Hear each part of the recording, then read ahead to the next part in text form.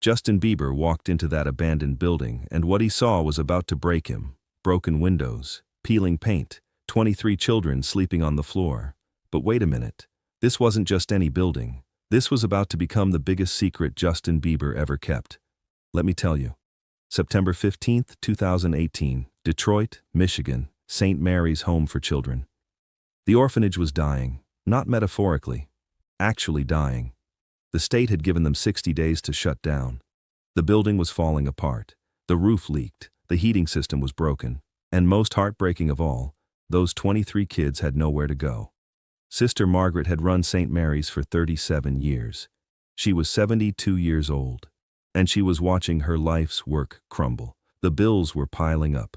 $485,000 in debt. The city wanted to tear it down. Developers wanted the land. And those kids? The state was going to split them up. Different foster homes, different cities. Brothers separated from sisters. But here's the thing. One of those kids had written a letter. 12-year-old Marcus Johnson. He'd been at St. Mary's since he was 4. His parents had died in a car crash. State Road 8, winter of 2010. Black ice, gone in seconds. Marcus remembered almost nothing about them except his mother's voice singing him to sleep. St. Mary's was the only home he'd ever known, the only family. Marcus wrote a letter to his favorite singer, Justin Bieber. The letter was simple, honest, raw. It said, "Mr. Bieber, my name is Marcus. I live at St. Mary's Orphanage in Detroit. They're closing us down in 60 days. I don't know where I'll go. My little sister is here too. Her name is Kenya. She's 7. We might get separated. I know you're busy, but if you read this, please pray for us. You don't have to do anything else. Just pray. Your music helped me when I was sad about my parents. Thank you." Marcus gave the letter to Sister Margaret. She promised to mail it.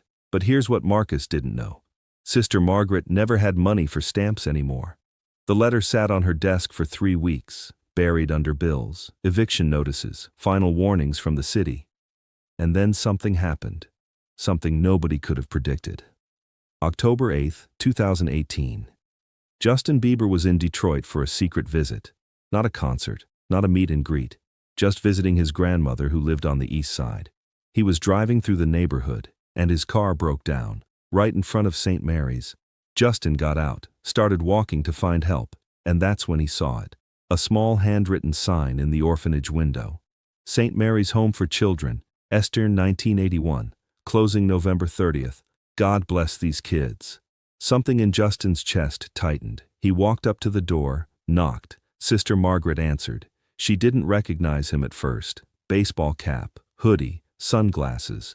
Justin asked if he could use the phone. His car had died. Sister Margaret let him in. And that's when Justin saw them. 23 children, ages 4 to 17, sitting in a room with paint peeling off the walls, sharing 3 old couches, doing homework on the floor because there weren't enough tables. But here's what broke Justin. They were smiling, laughing, helping each other, despite everything. One little girl ran up to Sister Margaret, showed her a drawing. It was a house, a family, hope.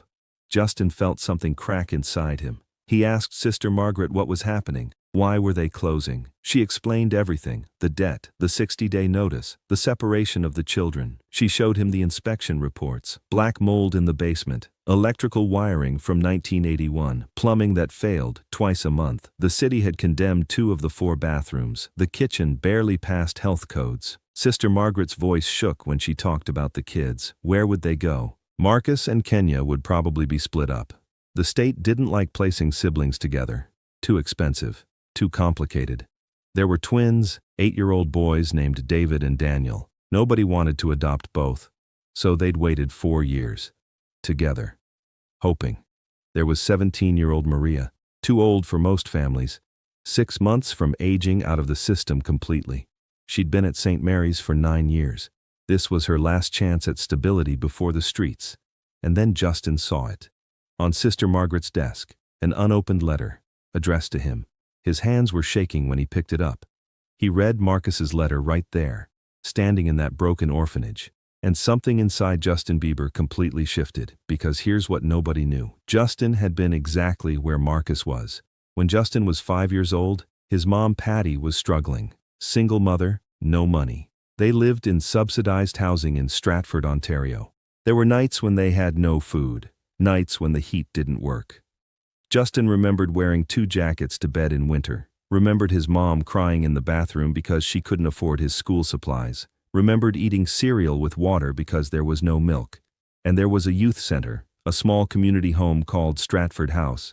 They took Justin in, fed him, gave him a safe place after school, taught him music. The director, Mr. Chen, gave Justin his first real guitar, spent hours teaching him chords, never asked for anything in return. That place saved Justin's life, gave him purpose, gave him music. And now, standing in St. Mary's, Justin saw his past staring back at him. He asked Sister Margaret how much they needed to save the building, to keep the kids together. She laughed sadly, said it was impossible. $485,000 in debt, plus another $200,000 to fix the building. New roof, new plumbing, new electrical, mold remediation, $685,000 total. Nobody had that kind of money, but Justin did. He made a decision right there, a decision he told nobody about. He called his financial manager, told him to wire $500,000 to St. Mary's Home for Children, immediately, anonymously. His manager protested. That was almost everything Justin had liquid at the time. He'd just finished paying off his mom's house, just invested in his own label. $500,000 was his emergency fund, his safety net. Justin didn't care. He'd been that scared kid once, and somebody helped him. Now it was his turn. The next morning, Sister Margaret's phone rang. The bank. A wire transfer had come in.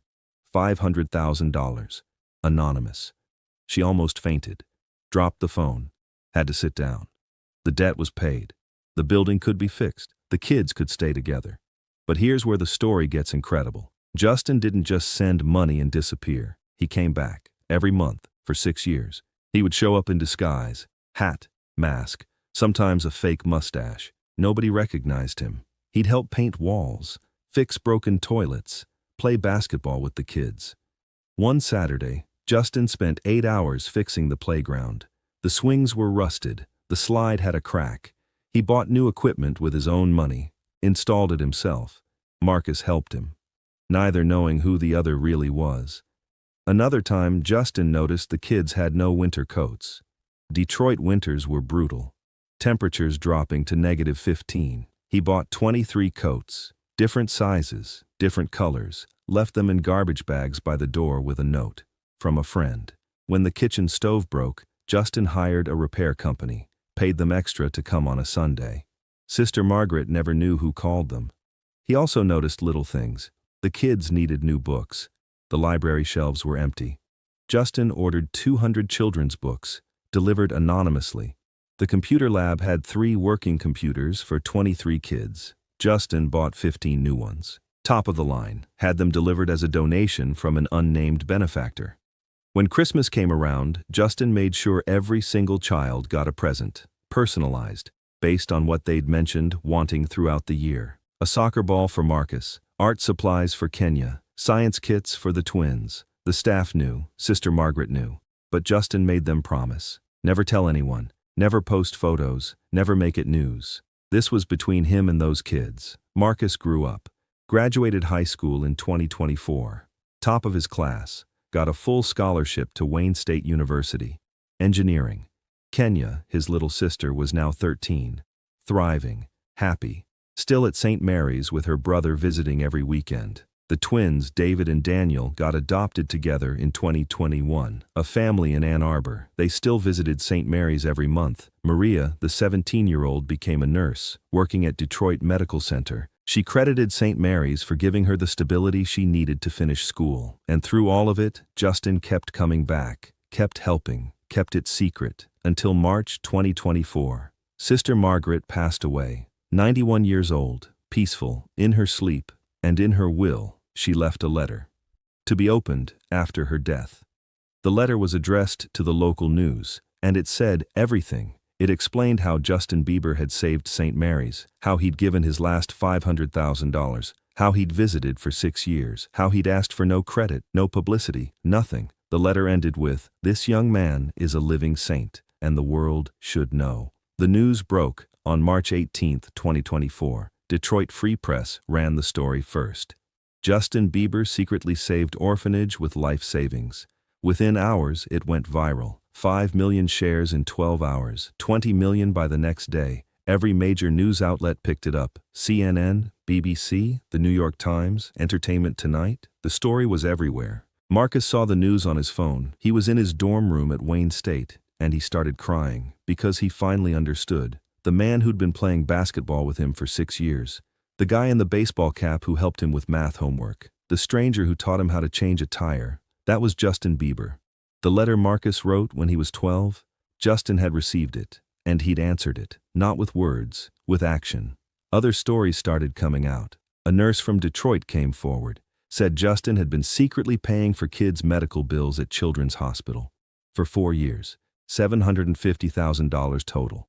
A teacher said Justin had funded a scholarship program, anonymous, $50,000 a year, for kids from St. Mary's to go to college. A construction worker revealed Justin had personally worked on the orphanage renovation. Actual physical labor. Nobody recognized him because he worked at night, wore a construction vest, hard hat, looked like any other contractor. People couldn't believe it. But here's the really incredible part. Investigators started digging, and they found more.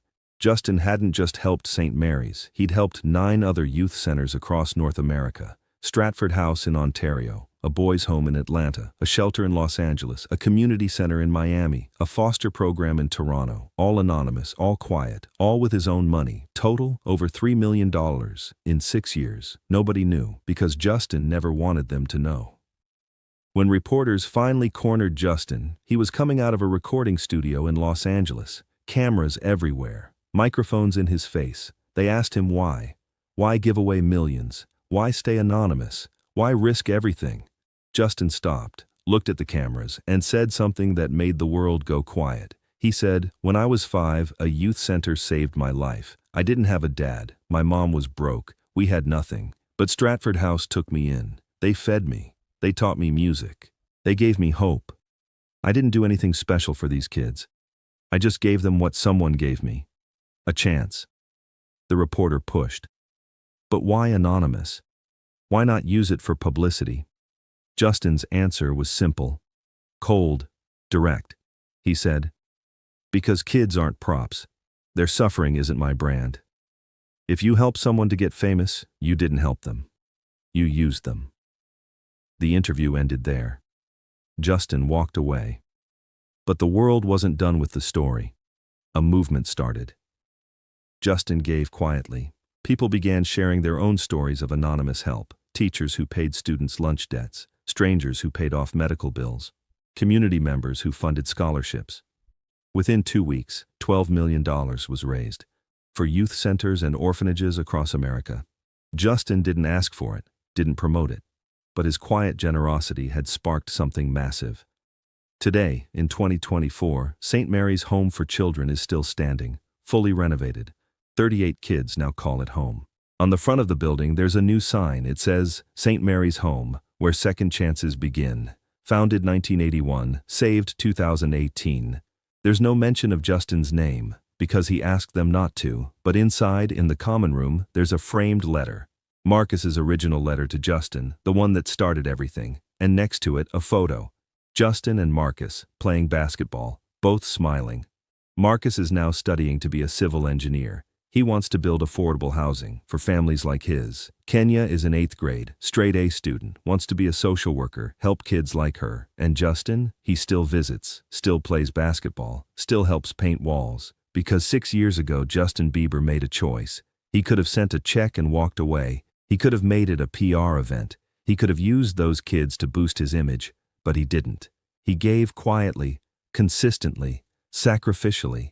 And in doing so, he proved something the world had forgotten. Real generosity doesn't need applause. It doesn't need cameras. It doesn't need credit. It just needs to be real. If this story moved you, share it with someone who needs to remember that quiet kindness still exists. Have you ever helped someone without them knowing? Drop your story in the comments. And don't forget to subscribe because we're bringing you more incredible true stories of humanity at its best.